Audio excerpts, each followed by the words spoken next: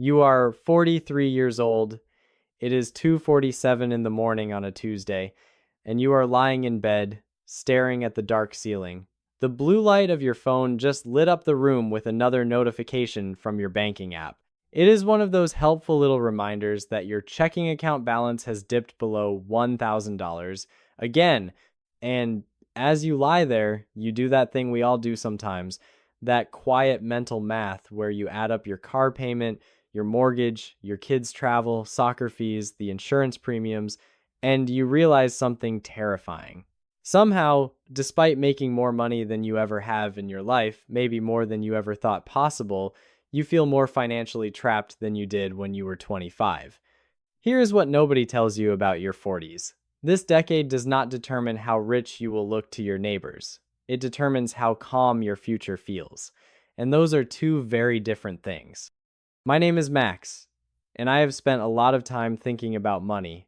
Not just the mechanics of it, the spreadsheets and interest rates, but the psychology of it. I have researched how financial decisions shape our lives in ways we do not see until years later. What I have discovered is that your 40s represent a kind of fork in the road that most people walk right past without noticing. The path you choose in this decade quietly determines whether the next 20 years of your life feel controlled or reactive. Whether you wake up at 60 with options or with obligations, if you find yourself nodding along to any of this, do me a favor and hit that subscribe button right now.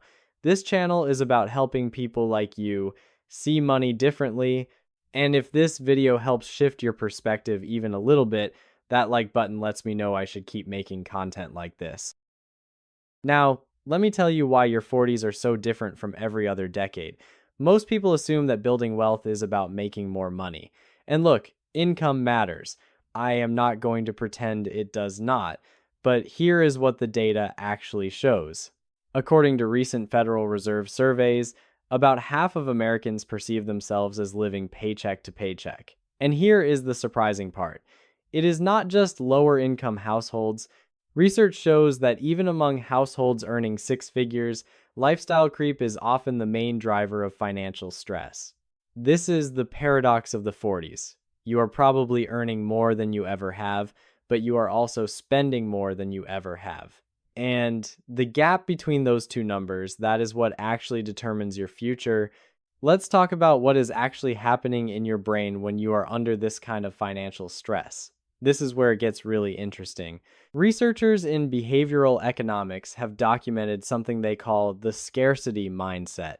When people feel like they do not have enough, whether it is time, money, or any other resource, their brains start to operate differently. They develop what researchers call tunneling. This is an intense focus on immediate problems that makes it harder to think about long-term consequences.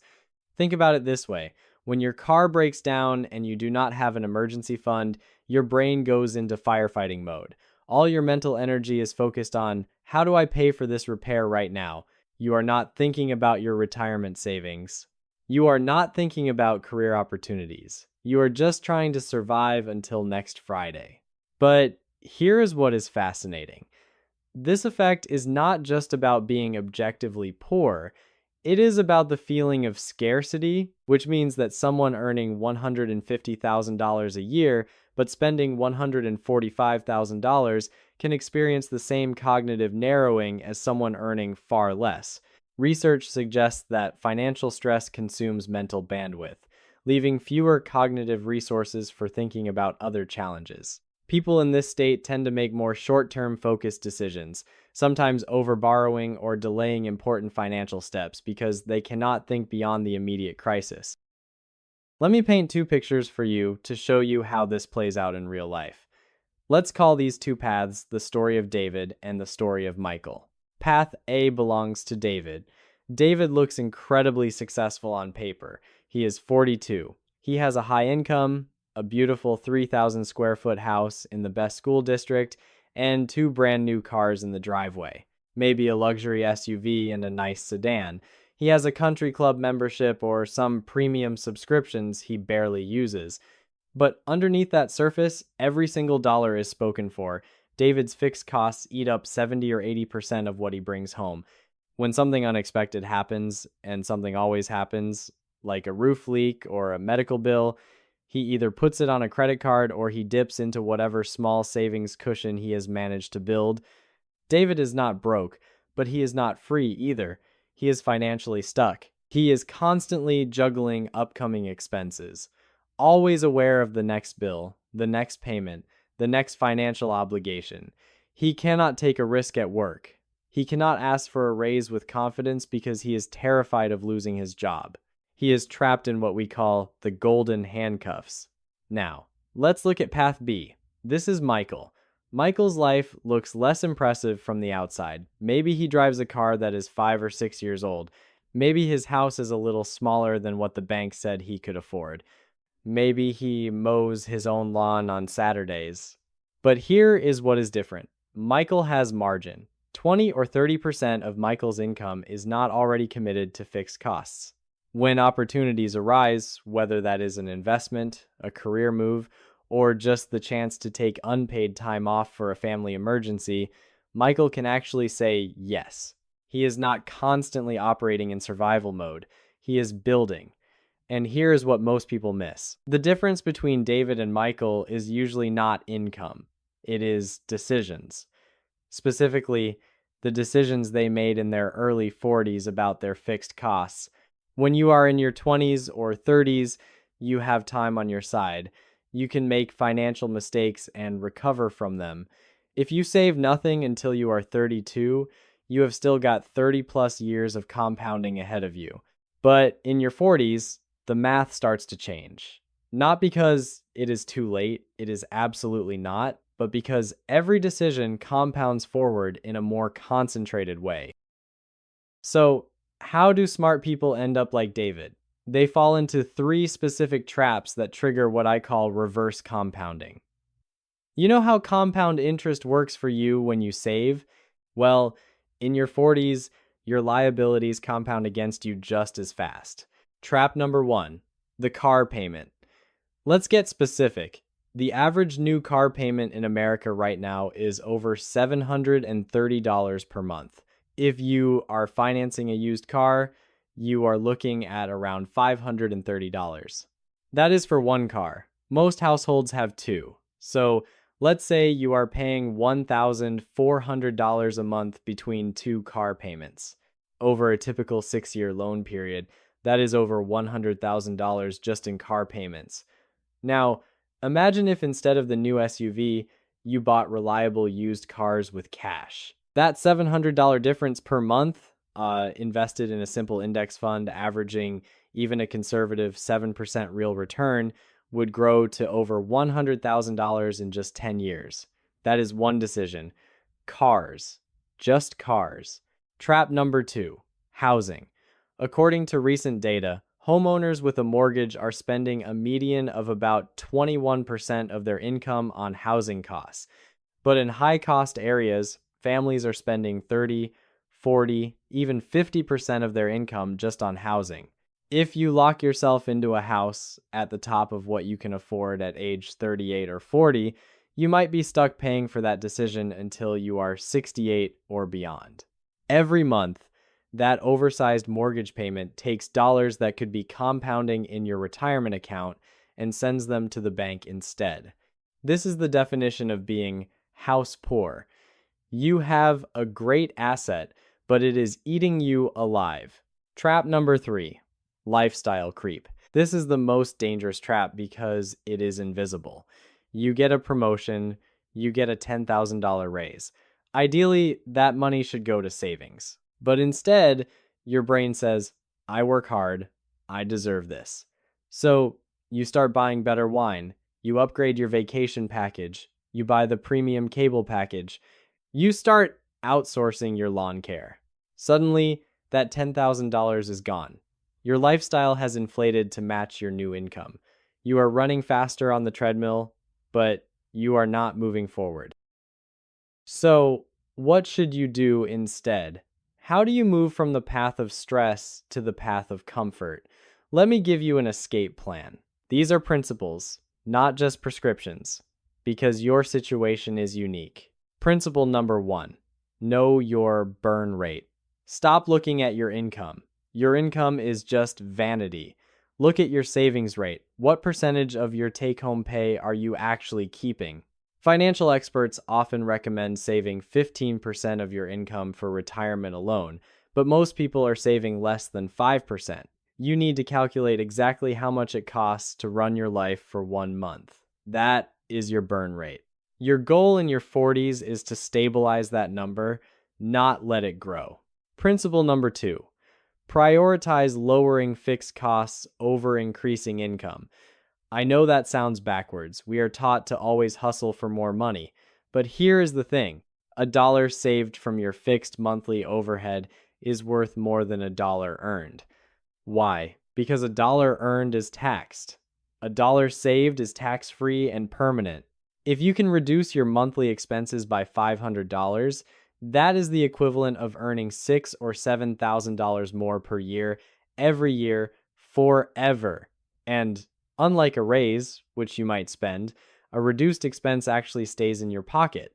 This is how you build the most valuable asset of all, margin. Principle number 3, automate everything. The research on willpower is clear. It is a limited resource. If you rely on motivation to save money every month, you will fail. But if you set up automatic transfers to your savings and investment accounts on payday before you ever see the money, it happens without requiring any willpower at all. This isn't about being more disciplined. It is about building systems that do not require discipline. You need to pay your future self first, automatically. Principle number 4, think in opportunity costs. Every major purchase has a shadow cost. The alternative use of that money. When you buy a $45,000 car, you are not just spending $45,000. You are giving up what that money could have become. Over 20 years at 7% returns, that $45,000 could have grown to nearly $170,000.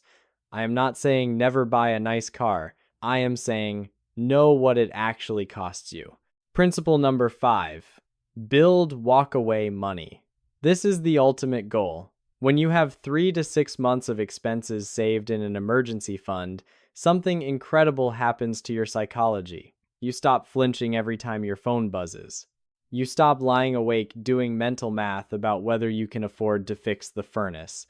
That cognitive load, that constant low-grade stress, it lifts. Suddenly, you have mental space for other things, for thinking strategically about your career, for noticing opportunities you would have been too stressed to see, for being present with your family. When you create some margin in your life, you have walkaway money. Not enough to retire, but enough that you do not have to take the first offer that comes along. Enough that you can negotiate from strength instead of desperation. Think about how this plays out in your career. If you are living paycheck to paycheck, you have no leverage. You have to say yes to things you do not want to do. But if you have 6 months of expenses saved, you can push back. You can take calculated risks. You can invest in yourself. This creates a positive feedback loop. Better financial position leads to more confidence, which leads to better career decisions, which leads to a better financial position. Here is what it comes down to. Your 40s are a turning point, but they are not a deadline. You still have time to make meaningful changes. You still have decades of potential compounding ahead of you. But the window for easy fixes is closing. The decisions you make in this decade will echo forward into your retirement in ways that the decisions you made in your 20s simply did not. Stress isn't caused by not having enough millions in the bank. It is caused by exposure. It is caused by having too little buffer between you and the next financial disruption. Reduce that exposure, and the future becomes quieter. Build some margin between your income and your expenses, and you will be amazed at how differently you experience your life. Imagine your 60-year-old self. That person is waiting for you at the finish line. They are either going to look at you with gratitude for the freedom you bought them, or they are going to look at you with regret for the obligations you left them. You are writing that story right now, with every transaction, every paycheck, and every decision. I know this video covered a lot of ground, And I know that changing financial direction in your 40s can feel daunting when you have kids and mortgages and careers. But remember, small changes compound too. You do not have to revolutionize your life overnight. Just start making decisions that serve your future self. So, let me ask you this, and I genuinely want to hear from you in the comments below.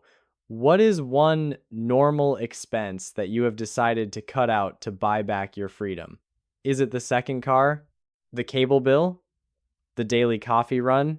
Drop that in the comments. I read every single one, and I think we can learn a lot from each other's choices. If this video gave you something to think about, hit that like button. It really does help the channel. And if you want more content like this about the psychology of money, about building real financial security, instead of just chasing income, subscribe and turn on notifications so you do not miss the next one. Your 40s are not the end of your financial story. They are the chapter where you decide how the story ends. Make it a good one.